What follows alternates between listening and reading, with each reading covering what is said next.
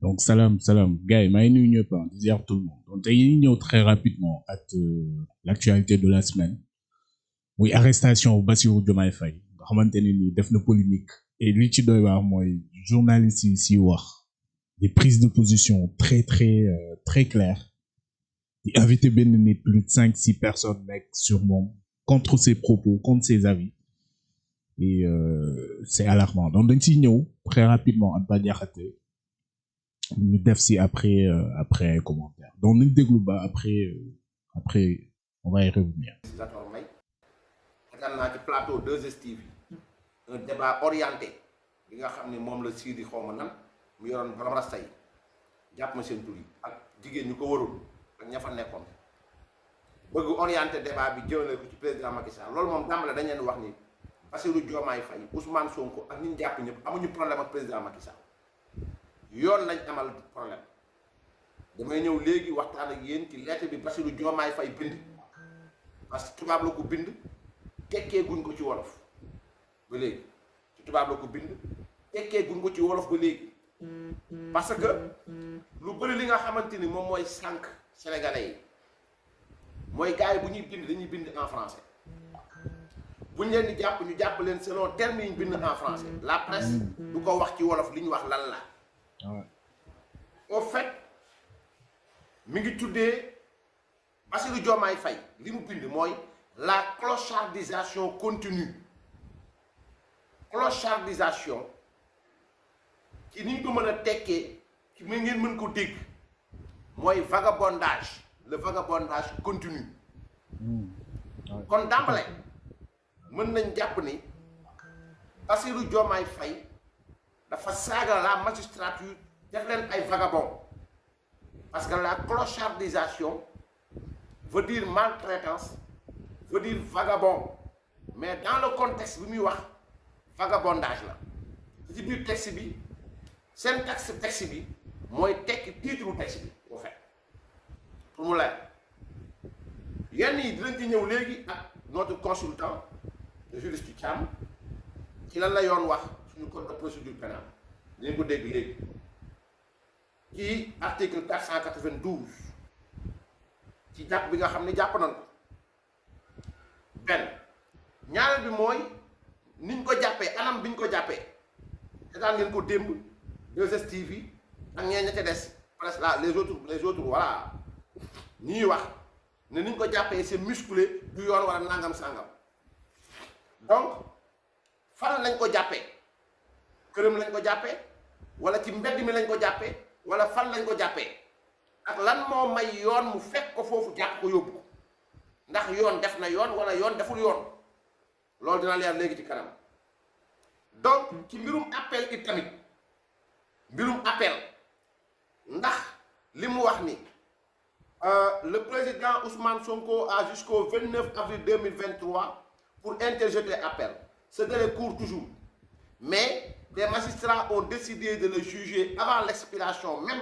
de ce délai à lui imparti par la loi nee na président Ousmane Sonko ginnaaw bi ñu ko condamné le 30 ñaari weer yoo xam du ko tëdd sans alamaan procureur def appel Mame Mbaye Niang def appel boobu ñu ne jàpp nañ date bi ñu war a jàpp attewaat ko bisu fukki fan ak juróom-ñaar ci weer wi ñu nekk Bassirou Diomaye Faye nee na moom Ousmane Sonko ni Mame Mbaye Niang amee droit def appel procureur amee droit def appel Ousmane Sonko te am na droit def appel te délai boobu ñu ko jox pour mu def appel boobu ba léegi mi ngi woy jeexagul parce que mi ngi jeex ñaar fukki fan ak juróom-ñeent ci weer wi ñu bëgg koo àtte fukki fan ak juróom-ñaar ci weer wi dañoo donc dans ce cas dañoo salfaañe ay àqam ak yelleefam loolu la wax mu ne ci yeneen anam ni ñu ko mën a tekkee nee na ñoom avocat ñoom magistrat yi ñoom tribunaux yi ils ont décidé de lui dénier le droit de faire appel d'une décision le condamnant de reconnaître ce même droit à la partie adverse composée de Mame Mbaye Niang et du procureur qui du reste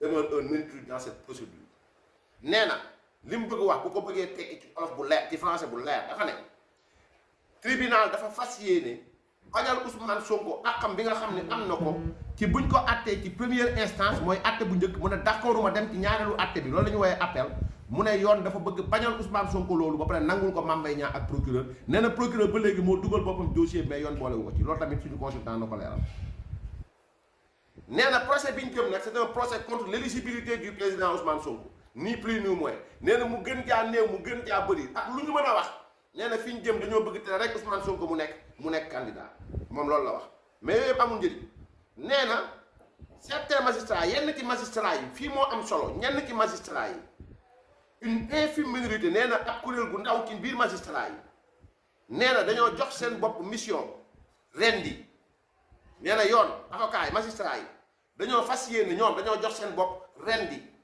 fees jox Macky Sall yàpp Ousmane Sonko yàpp bu sedd buy muy Ousmane Sonko ak ñeneen ñi ñu jël yàpp Ousmane Sonko rendi ko fees ko jox ko Macky Sall mu lekk ko ci anam bu mu ko neexee loolu mooy ñoom ay dëmm lañu loolu la baat bi di tekki ci olof. c'est grave. moom Bassirou Diomaye li mu bind ci français dafa ne magistrat yi ay dëmm lañu Macky Sall dëmm la ay cannibale lañu dañuy lekk nit Macky Sall day lekk nit te kan moo tax muy lekk nit nee na magistrat yi ñooy jël opposition yi rendi leen fees leen dagate leen def leen yàpp saam leen toggal Macky Sall jox ko mu lekk ko loolu la Bassirou Diomaye Faye wax ci français.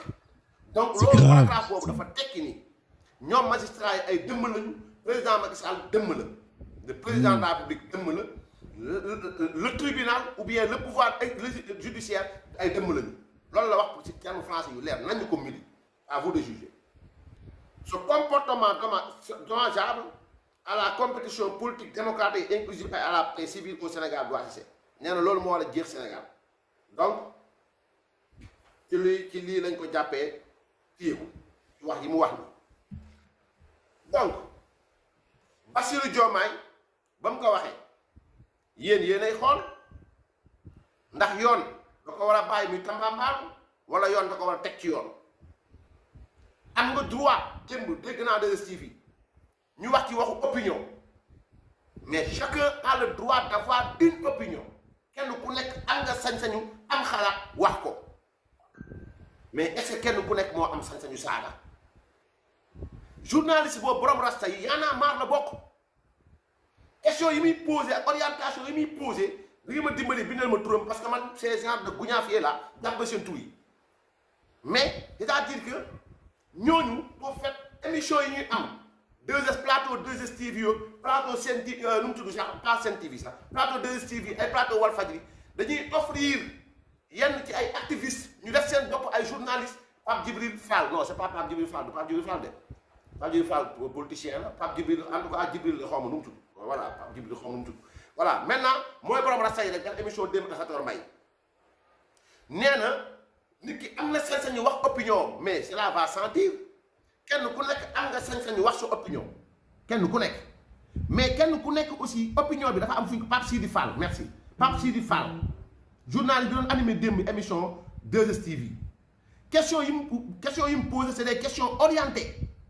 Ouais, c'est Pape Sidi Fall amul sincérité amul lenn loo xamante ne nii lu nit war a mën a sukkandiku la pour wax question bu am sens la bu jëm ci sensu nu mu tudd sax nu jëm ci sensu leeral askan bi da leen doon lëndëmal askan bi. vous nous dites que président Macky Sall dafa war a génn ci àtte yoon sur le même plateau ngeen bëgg ñu wax président Macky Sall moo war a wax pour mu cesser ci réew mi li indi coow li ngeen bëgg bàyyi ñëw ci li nga xamante ni moo war a jàpp bi li indi coow li mooy nit koo xam dafa am nit ku nekk Sénégal ba mu xawee ci politique ba léegi saaga la xam ji ñaata la xam léegi yéen dañ leen di bàyyi daal yéen journalistes yi Ousmane Sonko day toog tàllaay ba ji. Guys, c'est ce que je dis tout le temps, hein. C'est-à-dire doo xam ndax tapette la doo xam ndax far la doo xam ne koy tuddee quoi à la limite tu peux pas savoir doo xam c'est-à-dire nan nga mën a di tu es un journaliste moom il n'est même pas un journaliste d'après ce que je sache c'est juste un chroniqueur boo xamante ne moo fi génnoon di wax ay j'ai fait plus de je sais plus 2 ans 2STV aw ma CDI affaire donc tu vois donc li doy waar mooy c'est-à-dire da ngay ñëw nga invité nit ki tu es censé être neutre mais ils le font pas et c'est très flagrant ils posent ay questions yoo xamante ne nii c'est très contre doo xam noo koy tuddee doo xam lan la après on va demander ouais président Macky Sall dafa war a woote dialogue national nit ñi dañu war a toog autour du pot wala non moo war a njëkk bëgg a jàmm ñëpp ok je suis d'accord mais ñeneen ñi aussi il faut leur dire ñoom aussi si lañ bokk que ñoom tam dañu war a woote jàmm ok d'accord naa président dafa war a woote jàmm je suis d'accord mais ñoom aussi dañu war a woote jàmm booy wax noonu nga war a waxee loolu muy dëgg. bu ko neex yéen ngeen reprendre lim jiiñ nit ñi di ko toog di ko waxtaane ci plateau yi diw sàcc la diw sàcc la diw sàcc la bu nit ki nag jëmee yoon pour loolu ngeen bañ ko di ko fësal ne moom sàcc la dem pour loolu leer ngeen ne warul leer yow kay toogal rek ñun journaliste Ousmane Sonko di wax yow sàcc nga ñun ñuy développé ne yéen ay sàcc ngeen mais amu leen droit dem ci yoon dindi ne ay sàcc ngeen loolu fu mu am loolu fan la am fii ngeen jël Aliou Sall fa la tàmbale suñu 400000 suñu 400000 suñu 400000 jiiñ ko kooku noppi demul fenn ba léegi mi ngi koy topp ci politique ba léegi mi ngi koy topp ci politique ba léegi erreur bi mu def mooy autant il devait saisir la justice keroog bi nga xam ni yoon woo na ko dégluwaat ko ba xam ni lii Ousmane Sonko di wax ay fen la Aliou Sall devait dès les premières heures saisir la justice afin que tout soit clair yéen journalistes yi Aliou Sall demul yoon ngeen continuer di ko def continuer di relayer cette information mu ñëwaat ci kaawu Mamour Diallo il l'a refait jiñ fi nit 94 milliards ba léegi yéen ngeen laaj ko 94 milliards ana firnde yi joxul leen ko mais ba léegi leerul leen Sénégalais yi leen Ousmane Sonko amul firnde 94 milliards ba mu ñëw ci Mame Mbaye Niang jiñ ko 29 milliards ngeen ne léegi Mame Mbaye Niang comme te ministre la président Macky Sall comme te moo gouverné donc président Macky Sall ne ñaan Mame Mbaye Niang mu bàyyi mu sedd Mame Mbaye Niang na toog bàyyi mu sedd bu mu sesal garab na bàyyi ni ko Ousmane Sonko jiiñ yéen du ngeen leeral mais da ngeen di continuer sukkandiku ci li Ousmane Sonko wax continuer di nax Sénégalais yi di joxe information boobu Mame Mbaye Niang noppi su loolu ngeen bëgg mënul nekk Mame Mbaye Niang dafay dem mu sesal garam dem ci yoon may Ousmane Sonko mu dindi ay firnde ci jiiñ bi mu jiiñ Mame Mbaye Niang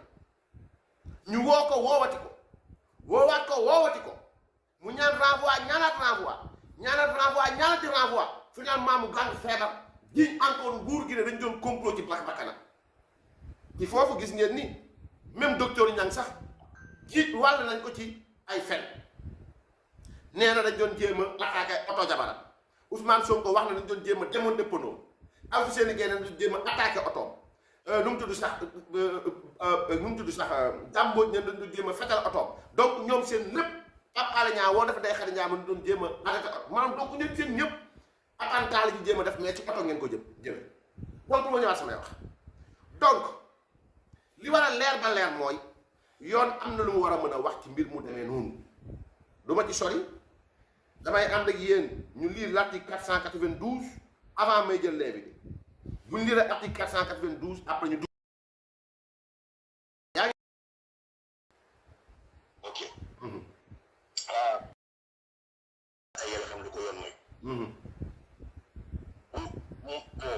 bu procès amee yoon may na lu ñuy wax ay voies de recours surtout bu ñu nekkee en première instance. procureur yoon may na ko mu def appel bu demee ci article 483 du code de procédure pénale. 483. 483 du code de procédure pénale. da ngay waxal foofu da leen appelé ku nekk da la appelé moom boo nee sax mën naa commencé ci 492. 492. waaw commencé ci 492 nga xool foofu da ngeen la waxal appelé dañ koy demee. Le procureur il a 45 jours pour faire appel en cas de sur tous les jugements rendus en première instance de manière contradictoire bu nekk contradictoire mooy jugement boo xam ne ña ko war na fekkee ñëpp fekk na ñoo ko doon déglu nañ ko loolu mooy contradictoire. comme Ousmane Sonko yëg na ko déglu nañ ko avocat bien dañoo ngeen dem yeneen procédure bi kon la décision a été rendue contradictoirement. procureur am na yoon nee daal à partir bu ñu prononcé décision bi 30 jours la ñu am pour def appel mais yoon moom mooy procureur moom am na 45 jours. procureur am na 45 jours. 45 jours partie civile bi ak prévenu partie civile moo ci xam ne moom lañ tooñ. mooy Mame Mbaye Niang ci cas bi. voilà ci cas bi. ki nga xam ne nag moom mooy Mame Mbaye Niang mooy appelant moom appelant lañ koy wax procureur aussi appelant la mais Mame Mbaye Niang aussi appelant la mais sur ses intérêts civils. Ousmane Sonko moom bu nekkee interview appel aussi mën nañ ko appelant mais bu nekkee moom interview appel dañu interview appel contre moom ñu koy ooyee ci cour d'appel boobu ñu koy ooyee intimé la tudd cour d'appel tout le temps changé Mame Mbaye Niang appelant la procureur appelant su nekkee Ousmane Sonko dafa appelant intimé la tudd intimé comme lañ koy ooyee intimé Ousmane Sonko yoon da ko amee 30 jours bu ko exercer procureur yoon tënk ko parce que yoon tax ne su nekkee appel am na procureur greffier bi xam nga greffier bi rendre décision bi moom moo war a dajale dossier bi. yoon may na ko am nga 3 mois. dama article 492 nga xool yoon may na nee na greffier bi nga xam ne mu ne la tribunal d'instance bi rendre décision bi am na 3 mois pour jël dossier bi. yoon tënk ko dafa ko ci 3 mois war nga jël dossier bi jox ko procureur de la République dajale ak pièce jox ko procureur de la République. procureur de la République moom am na 1 mois ci biir 1 mois su ko neexee nekk suba mais def na ko procureur de la République moom am na 1 mois pour jël dossier bi yóbbu ko ci procureur de la cour d'appel bi. procureur bi nekk ci cour d'appel. dama àgg personne boobu dafa gis lu yëpp. procureur nag mooy enrôlé bii enrôlé ñun tënk ko na ko kii bi dafay nga war a enrôlé tënk ko def na ko tu as 1 mois pour enrôler le dossier. tënkuñ ko ci tere. mooy article 492 loi numéro 85-25 du 27 février 1985 sous la responsabilité du greffier en chef le dossier d'appel contenant toutes les pièces de la procédure doit être dans les 3 mois transmis au procureur de la République. Le procureur de la République doit, dans le mois de la réception du dossier, le transmettre au parquet de la cour d'appel qui en assure l'enrôlement dans le délai de 2 mois. ko ci benn fan ñett fan nga ko am nga 2 mois la ko enrôler kooku moo ci bëgg yëpp. loolu gën a enrôler. loolu bu ko neexee mën na enrôler ci biir 2 mois yi. ma ne xam nga nee na liste électorale ubbi nañ ko 1 mois lañ ko ubbi pour ko bëgg a inscrire ko bëgg a saa fee ba tey. est-ce que dañ maa tànn jour moo war a inscrire. déedéet. jeex na. ah kon noonu la comme ñu ne ubbi nañ fichier bi pour benn weer mais wax ñu la ne yow tey wala suba ci biir benn weer bi war nga dem bind yaay tànn ci biir weer wi. fi nga xamante ni bis bi nga xam ne am nga jot pour dem déposer. mais évidemment et ça tout le monde le sait donc arrêtez de dire ouais, c'est trop rapide son dossier a été 1 mois 15 jours 20 jours pour rendre le dossier dem yóbbu appel. exactement. alors Ousmane Sonko noonu kenn tënk ko ñëw ci biir am na 30 jours 30 jours su ko neexee pour que yoon waxul pour que mu xaar ba appel jeex na yoon waxu ko fenn de. donc on ne peut pas distinguer là où la loi ne distingue pas. effectivement. gannaaw yoon waxul procureur da ngay xaar ba appel jeex kon pourquoi procureur moom it di xaar ba Ousmane Sonko lu ko tere moom it exercer ay droits de recours. mais nag bu procureur defee enrôlement ba pare. xam nga délai d'appel des na jeexagul. appel incident la mën a def appel incident la gën a tudd. Ousmane Sonko mën na def appel incident. appel incident. appel en incident. c'est ça loolu la. ok appel incident la tudd ba appel incident. appel incident. donc yoon may na donc procureur de la République mu def appel donc le 17 bi amul benn ko mën tere pour maanaam pour ci yoon pour mën a def appel boobu noonu. kenn tën ko ci jour kenn tën ko ci semaine kenn tën ko ci dara dañ na ko daal am nga 2 mois pour def sa enrôlement. enrôle dossier bi. d'accord léegi kon boobu leer na beneen bi nga xam ne bëgg nañ nga dimbali ci internautes yi mooy outrage à magistrat mooy lan. outrage à magistrat mooy nga jël magistrat di ko ànd ak ko pas ni ñu ko saa ñu ne outrage au chef de l'État kii outrage au chef de l'État rek. mooy nga jël magistrat di ko wax loo ko wax di ko xas wala nga di ko ŋàññi maanaam di ko attaqué xas ko wala ŋàññi wala nga saag ko. mais boo ko par yoo ko wax loolu ñoo di ko amee sa yoon ren yoon dafa protéger magistrat yi. kon bu ñu liiree bu ñu dig au président Macky Sall. pour dépiécer pour voilà mettre les prévenus ou les personnes qui ont mal à la justice de les mettre sur l'autel de l'ONU pour les mettre pour les donner un commandant exécutif. Ça vraiment ça dépasse vraiment le respect vraiment à l'égard de l'institution judiciaire parce que je rappelle que l'institution judiciaire est une autorité. Les magistrats magistrats sont des autorités judiciaires. Vous voyez, tu peux mettre avec 92 de la caution. L'autorité judiciaire, le pouvoir judiciaire est incarné par les magistrats. Donc, ils sont des autorités judiciaires. Donc, les accusations attentatoires à l'action judiciaire et aux magistrats et une façon vraiment de jeter le discrédit sur les magistrats. On peut attaquer une décision de justice parce qu'on peut commander une décision de justice. Mais on ne peut pas se permettre d'attaquer les magistrats comme ça, de les laisser à la remercie. Et critiquer les gens, ils mettent dans le genre licence de permis pour qu'on mette le magistrat ou qu'on le mette dans le service, les catastrophes, c'est un niveau de permis. Donc, il faut ça, on est dans un pays de droit, on est à l'égard des armées. Effectivement. léegi mu mel ni léegi ñu ñëw ci l'arrestation en tant que tel beaucoup ñu bëri wax nañu ni nu mu tudd sax ni ñu arrêté kii du Bassirou Diomaye Faye du yoon parce que dafa dépassé li nga xam ne mooy délai yi nga xamante ni ci lañu war a mën a arrêté doomu aadama yow loolu par rapport ak yoon loo ci war a mën a wax.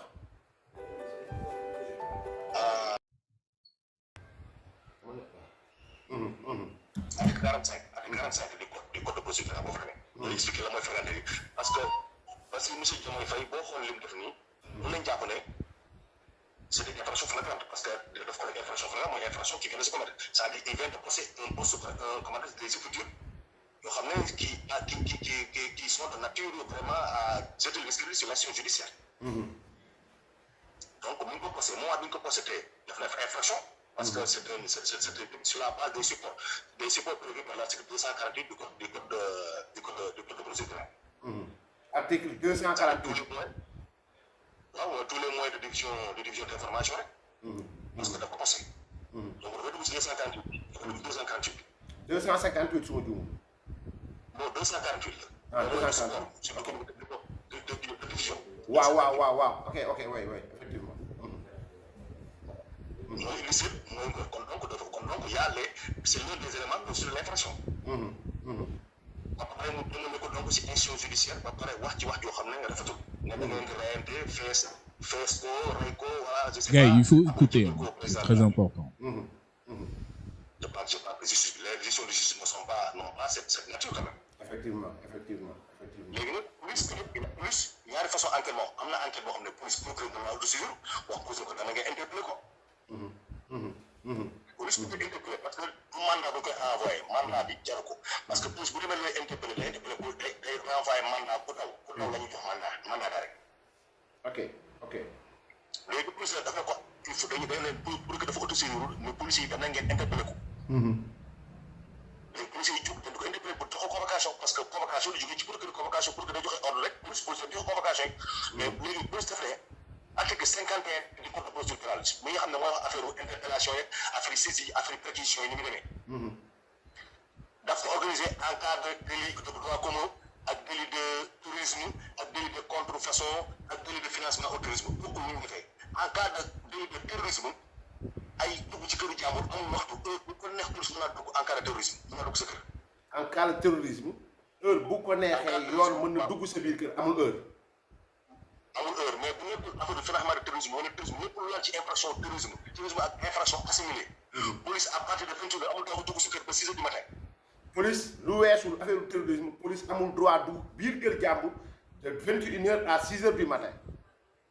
waaw si biir kër ak ay infraction yoo xam ne ak infraction dafay laal à la sûreté de l'État.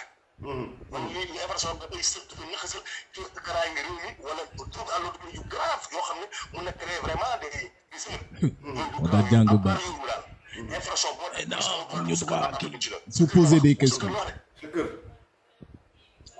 amul droit dugg sa kër même boo fàtte affaire Idrissa Seck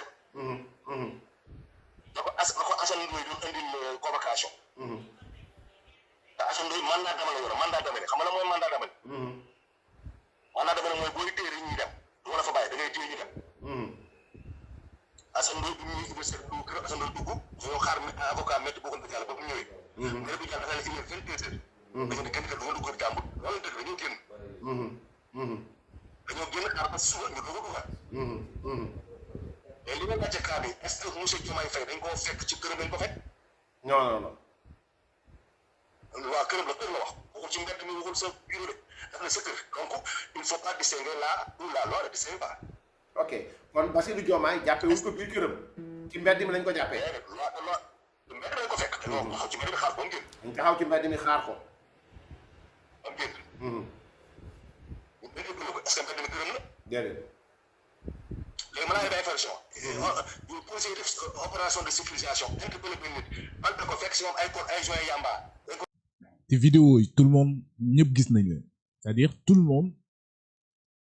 monde a vu les vidéos c'est très clair fekkuñu ko këram daajiwuñu bureau daajiwuñu otom daajiwuñu appartement daajiwuñu porte-cœur ils l'ont cueilli dans la rue buñ kenn sonal est-ce que dañ ko war a jàpp wala waruñu ko jàpp. dañ ko war a jàpp. loolu dafa la gën a déglu. am kay. il est tas aussi xas institution judiciaire wala mu xas nit. ñu def infraction dafa la gën a déglu. am kay. su rombee police ci mbedd police amul ay document ci mbedd. am kay. même bu nekkee guddi la bu nga dumatee. yaa génn boo doon sa kër doo fekk yaa génn. yaa génn mbedd mi kenn moomu ko mbeddum buur la gannaaw mbeddum buur la yaa génn. ñaata lañ jàpp guddi une heure du matin fekk nañ ci mbedd mi jàpp la. effectivement. donc moo tax ma ne bu nekkoon këram man mun naa wane dañ ko jaay loolu c'est illégal. bu fàtte on est en cas de flagrant délit. Flagrant délit mooy c'est une infraction qui est rapide qui est vite et l'enquête doit être rapide et vite fait. donc puisque la personne on l'a pas trouvé chez lui ou bien on l'a pas trouvé dans son bureau on l'a trouvé sur la voie publique pour am na droit interpellé ko la preuve xoolal tout récemment les deux députés qui avaient agressé la dame là leur collègue de la femme. fu leen police fekk léegi fa leen fekk bu leen jàpp. ci kër. léegi moo ñaari député yi jàppoon fay.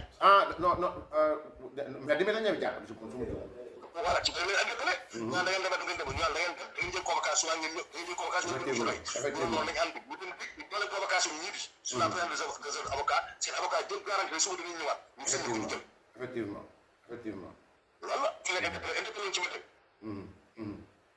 est-ce que gis nga procédure effectivement c'est clair. non en cas de flagrant délit. police bu ko neexee à part que déteneur soo génnee ci mbedd mi boo gisee mën a jàpp mën nga jàpp. parce que il a reçu l'ordre de t'arrêter interpellé la su nekkee nag ba policier fi mu soo waxoon mu ne ko ñu convocation nga ko teel. Ousmane ñoo ngi si. waa il a ne ñoo ñu dem moom il a choisi ñoo ñu dem parce que soo ko moom nga dugal boppam. am problème interpellation la soit da nga téye convocation bi te si la convocation tu veux donner ou bien ñoo ñu dem. parce que des réceptions la.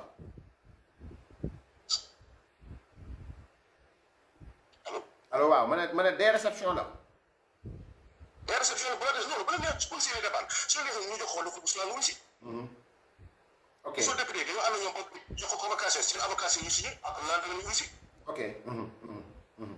voilà mais da ngay téye convocation wala ñu dem soit tu prends la convocation soit nga ñu dem. ok. boo jëlul convocation bi jàpp la yóbbu. yow yaa génn ci mbedd mi su nekkoon mandat dama lañ gën a xam nga man jotuñ mandat comme pour que defal dana ngeen def arrestation rek.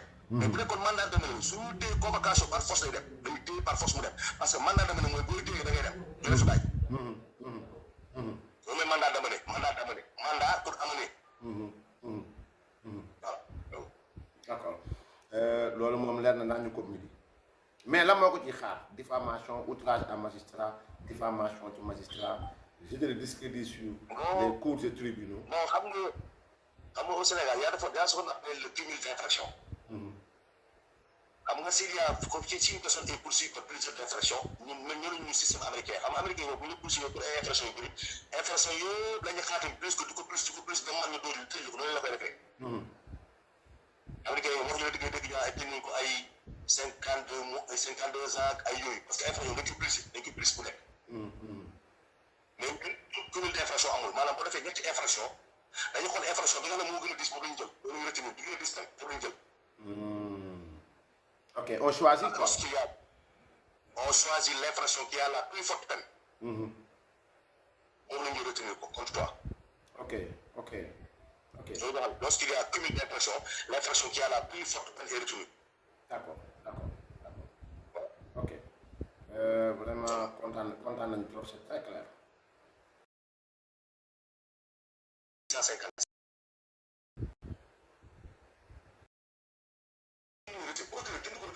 parce que procureur boo ko réquisé. pourquoi c'est pas amul parce que procureur moom mooy exercer action publique. y a ce qu'on appelle la chambre sociale. chambre sociale képp koo xam ne travail bi ñu àtte tribunal du travail soo kontaanu foofu ngay dem mooy tribunal mooy chambre sociale. am na lu ñuy la chambre commerciale. tribunal bu dee suuf bu la àtte commercial soo kontaanu foofu ngay dem. am na lu ñuy la chambre civile. képp ku ñu àtte ci affaire civile ay borok ay affaire génn yooyu loyaasa yi boo kontaanu foofu ngay dem. am na lu ñuy la chambre correctionnelle nag chambre correctionnelle mooy flagrant délit li ñuy àtte comme bu membre ñaar bi soo kontaanoon foofu ngay dem mooy chambre correctionnelle. effectivement. moo am dernière chambre lu ñuy woowee chambre d'accusation. wala Ousmane Sonko demoon encore. concernant le dossier Adji Sarr ci wàllu le réquisitoire définitif du procureur du juge d'instruction. Très bien. chambre d'accusation foofu ñu defee appel des ordonnances rendues par les juridictions foofu ñu appel chambre d'accusation foofu la gën. ok. donc il y a 5 chambres. mais nag am na tamit ñu ci yokk am na tamit chambre économique. mais pour ñu ko dama doon expliqué rek. mais pour loolu tamit. mais chambre bu nekk am na président chambre bu nekk am na président chambre sociale am na président ak ay assesseurs maanaam groupe quoi chambre sociale am na président. chambre civile ak chambre commerciale am na président chambre administrative am na président chambre correctionnelle am na président même chambre d'accusation am na président ak ay assesseurs. ok. léegi Mamadou Diouf la mooy président chambre bi yëpp Mamadou Diouf léegi mooy seen président ñoom ñëpp mooy seen kilifa. le président de la cour d'appel. de toutes les chambres de la cour d'appel toutes les chambres. ok chambre yi moom mooy seen président su ko neexee mën naa jël chambre bu nekk mu ñëw substituer la ñu jël sa dossier dem àtte ko. ok. comprendre nga ma wax. j'ai bien compris. léegi nag loolu des na mooy léegi nag bu dee question de morale su waroon moom du ko jël dossier bi gannaaw xamoon naa ci am na lu ma ci xam ba pare su loolu bañ koy jël moo gën mais yoon tax ko mu jël. mais tamit ba tey yoon na mën na koo tax mu jël ba tey ma jaxate xam la moo tax. parce que le parquet est indivisible parquet procureur substitut tey di jël dossier indi ci procureur bu mag moo ko sant wala sant ko. moo ko sant moom. kon mën nañu jàpp ne procureur bi yéegoon fee en procureur xam nga Amadou Diouf yéegoon ci jugement Ousmane Sonko. ci la ñu yéegoon. mais que yéeg kon lam fa wax day engagé procureur wala engagé procureur. ça engage le procureur. kon su ma doon moom bañ ko jël moo ma gën a ba bañ coole am. on parle du parquet dans son ensemble. pour des raisons petites. j'ai compris. yoon kañ ko mais xam nga olof dafa y a un adage qui dit que yoon mën na la may mais sa ngor mën na laa xaj. effectivement. pour des questions de moralité. effectivement. et pour mettre à l'aise tout le monde mu bañ ko jël mu jël gis ne kenn ko yëg. mu jox ko mais président chambre correctionnelle mu ngi parce que la chambre correctionnelle am na président. am na président. waaw na bàyyi président bi yëpp moom mu choisir keneen ko nekk. la Cour suprême. waaw foofu la nekk. mais délai yi. dans 2 mois war na génn. donc ils ont un délai de 2 mois pour faire pour wala loolu war na mat. ok. waaw dans 2 mois war na génn. buñ ci paree ñoom yoon da leen mayaat ñu dem ci beneen instance pour defaat seen continuer seen dilatoire ou bien. non su nekkee ñaar moo mën a am su nekkee fu mu doon nii juge la chambre suprême nee nañ ordonnance ma xam bi baaxul. enquête dafay jeex su ko nii enquête dafay jeex su nekkee ne nee na li ma xam wax taxaw na. li ma xam wax chambre d'accusation wax ko ñoom loolu lañ dëgg la. kon procureur moo ci des mooy enrôler ko ci. ñu dem procès. Incha allah. merci beaucoup merci. kontaan naa trop Thiam. Mais qui est plus clochard qu'un père de famille qui a laissé ses femmes pour aller sodomiser une jeune fille de 20 ans? Ce clochard qui s'habillait comme un clochard la nuit, moment bi nga xam nit yëpp ñu ngi fàttali. Quand on parle de clochardisation qui continue, tu as certainement dû oublier que le seul clochard dans ce pays qui a clochardisé l'espace public, et ce clochard-là, qui au moment où tout le monde était dans les maisons, à l'heure du couvre-feu, et que seuls les chiens déambulaient, lui seul ce chien clochard, mon nom tu m'as dit, lui go fait quoi.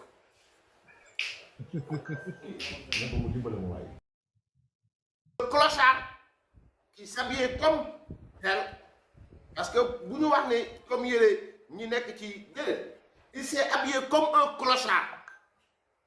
pour aller au Sweet Beauty Spa pour faire des actes de clochard. Comme la clochardisation de l'espace public continue. Vous seuls êtes les principaux clochards de ce pays. C'est vous qui insultez les magistrats, c'est vous qui pillez, c'est vous qui faites piller, c'est vous qui brûlez, c'est vous qui faites brûler. Le vagabondage, c'est vous.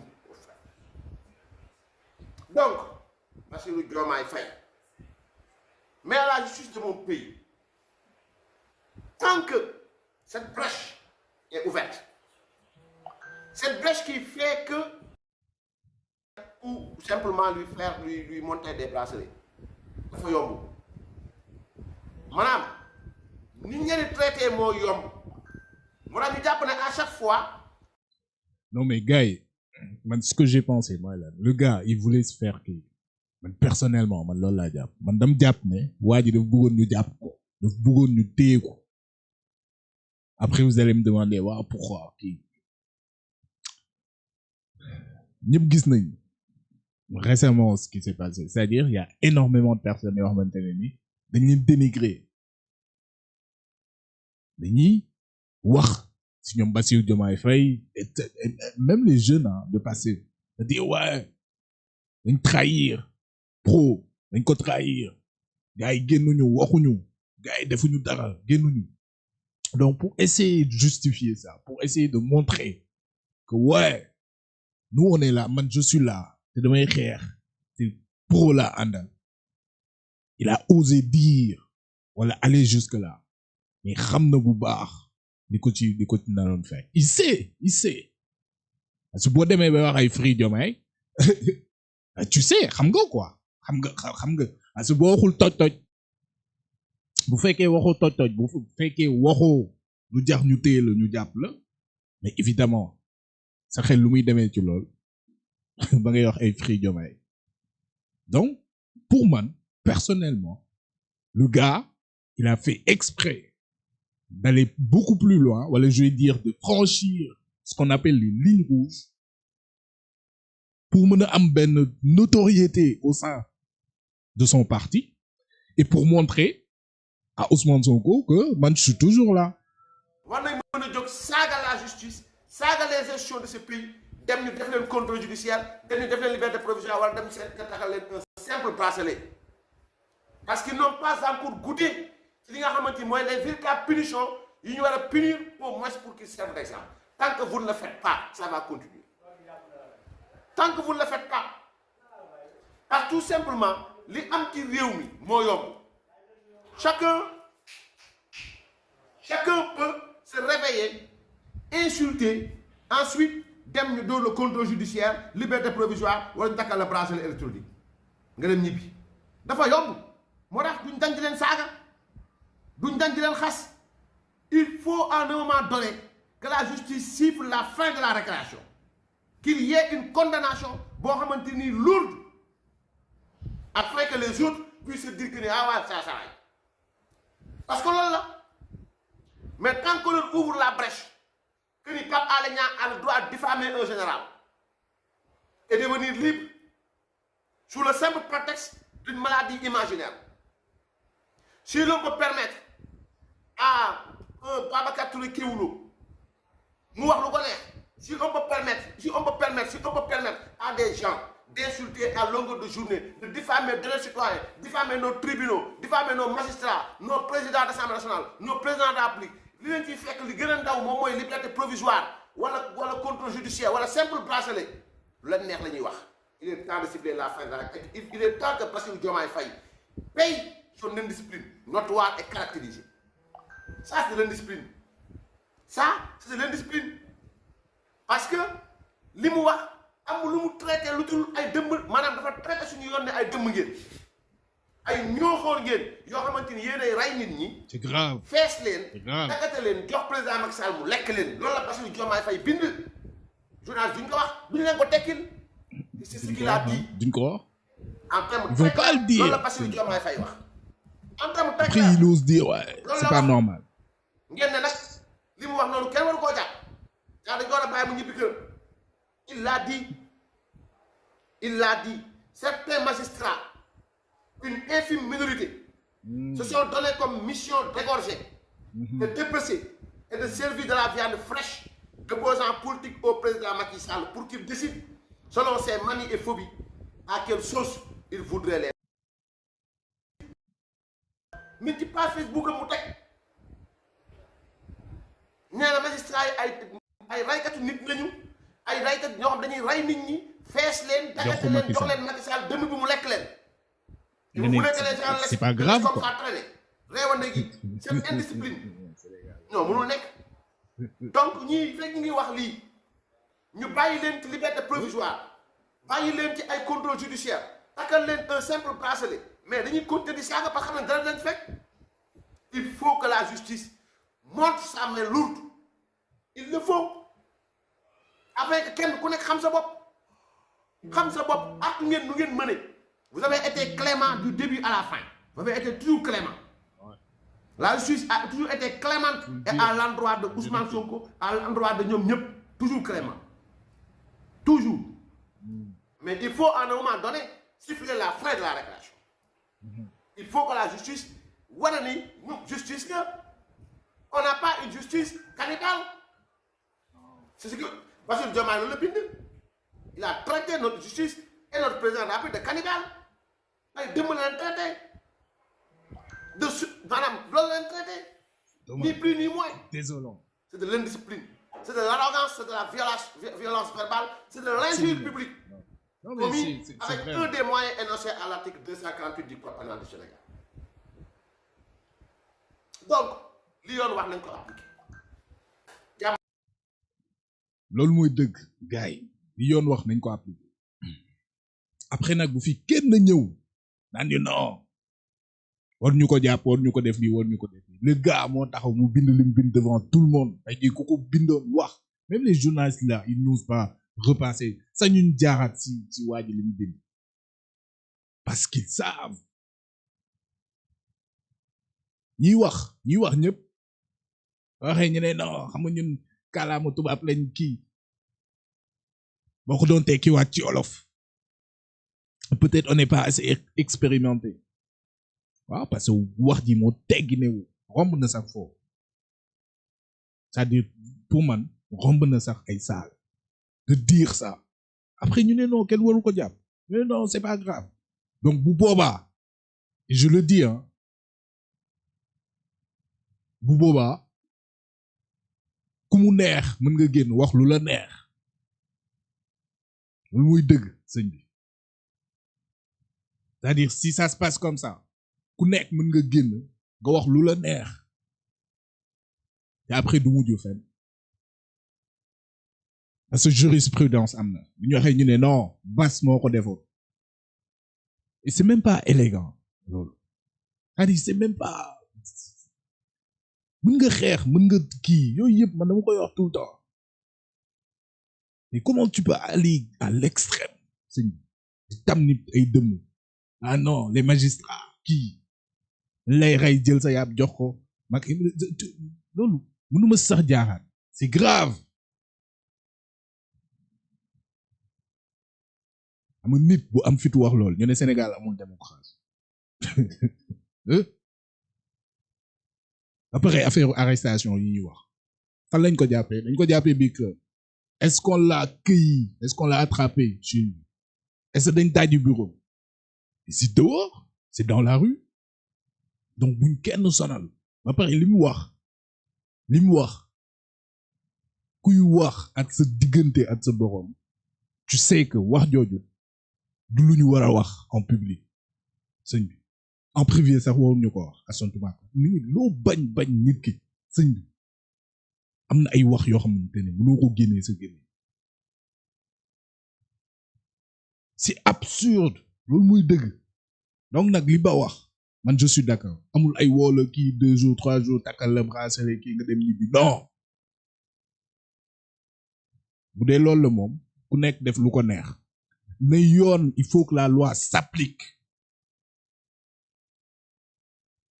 pour tout le monde nag amul ay APR amul ay opposition amul ay A amul B ñëpp lu muy dëgg loolu mooy yoon et me rappeler les jeunes pour demain ma waxaat ko ku ci génn pour koo xamante ne dafa wax ne yox na ay preuve ñu woo la ne la andil won ñu nga bañ mooy soit yoroo soit li nga doon wax du dëgg wala da nga doon sos donc ku ci génn nax ci dee ci loolu wala ñu nax la ci jàpp ils ont cueilli plus de 400 jeunes récemment dégg nga ku ci wax dara y a personne qui en parle ana ñoon ñu ngi ci biir kaso yi an seen parents yi an seen yaay yi an seen papa yi ana ñi ci deewoon fàttewuñ leen en moins d'une année on les a oubliés sëñ bi ñooñu fàtte nañ leen bu yàgg existé tuñ sax musuñu sax existé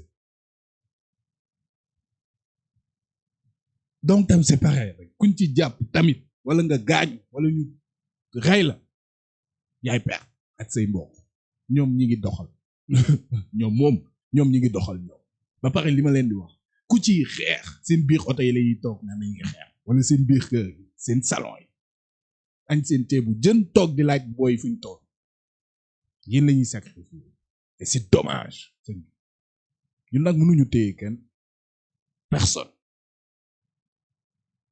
mais suñu làmmiñ bi moom c'est pour nous wax lañ mën wax lañuy def c'est un problème privé un gars moo diffamé le dossier est en cours nañ ko lijjanti jàppale nag sa leader nga jàppale ko ok je suis d'accord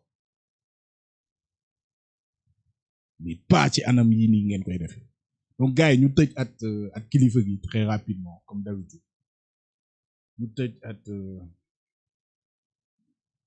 kilifa gi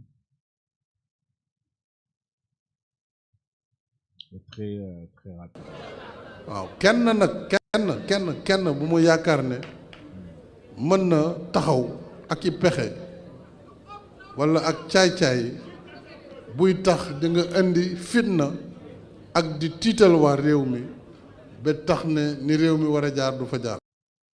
réew mi moom dana dox bu ci yàlla ànde waaw kenn bu mu yaakaar ne mën na taxaw ak i pexe walla ak caay-caay buy tax di nga indi fitna ak di tiital waa réew mi ba tax ne ni réew mi war a jaar du fa jaar.